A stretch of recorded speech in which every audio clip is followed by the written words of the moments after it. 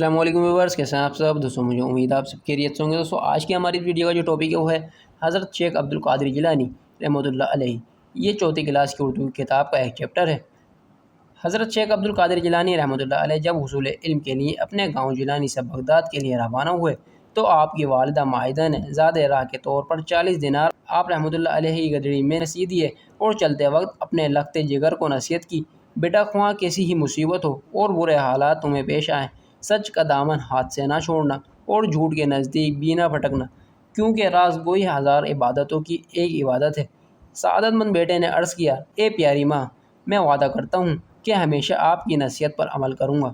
والدہ ماجدہ سے رخصت ہو کر حضرت شیخ عبدالقادر جیلانی رحمۃ اللہ علیہ بغداد جانے والے ایک قافلے میں شامل ہو گئے، کیونکہ اس زمانے میں جنگلوں اور بیابانوں میں لمبا سفر کرنا کسی تنہا آدمی کے لیے ممکن نہ تھا۔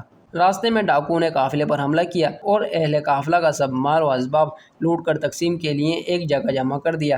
حضرت شیخ عبدالقادر جیلانی رحمۃ اللہ علیہ ایک طرف چپ چاپ کھڑے یہ دردناک نظارہ دیکھ رہے تھے کہ ایک ڈاکو آپ رحمۃ اللہ علیہ کی طرف بڑھا اور پوچھا، کیوں میاں لڑکے، تیرے پاس بھی کچھ ہے؟ آپ نے فرمایا، ہاں میرے پاس 40 دینار ہیں۔ ڈاکو کو آپ رحمۃ اللہ علیہ کی بات پر یقین نہ آیا اور وہ آپ رحمۃ اللہ علیہ کی ہنسی اڑاتا ہوا آگے بڑھ گیا۔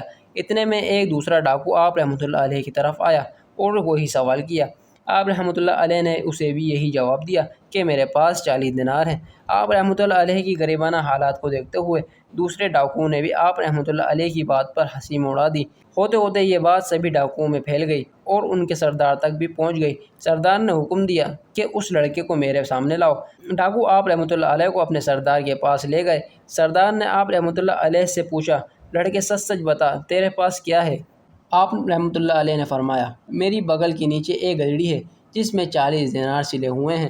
سردار کے حکم پر ایک ڈاکو نے آپ رحمۃ اللہ علیہ کی گدڑی ادھیڑ کر دیکھی تو اس میں سے واقعی 40 دینار نکل آئے۔ سردار نے حضرت رحمۃ اللہ علیہ سے پوچھا، آخر کس چیز نے تمہیں سچ بولنے پر مجبور کیا؟ آپ نے فرمایا، میری والدہ نے گھر سے چلتے وقت نصیحت کی تھی کہ ہمیشہ سچ بولنا۔ بھلا ان 40 دیناروں کی خاطر کیا میں اپنی والدہ کی نصیحت فراموش کر دیتا، خدا کو ناراض کر دیتا؟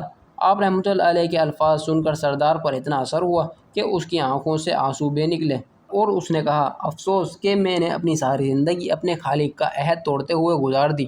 اے بچے، تم نے مجھے سیدھا راستہ دکھایا، اب میں کسی کو تکلیف نہیں پہنچاؤں گا۔ اپنے سردار کو دیکھ کر سب ڈاکوؤں نے بھی توبہ کر لی اور لوٹا ہوا تمام مال قافلے والوں کو واپس کر دیا۔ تو دوستوں اس چیپٹر سے ہمیں ایک سبق ملتا ہے اور وہ ہے سبق سچ بولنے کا۔ ہمیں اتنے بھی برے حالات میں سچ کا دامن نہیں چھوڑنا چاہیے اور جھوٹ سے بہت بچنا چاہیے۔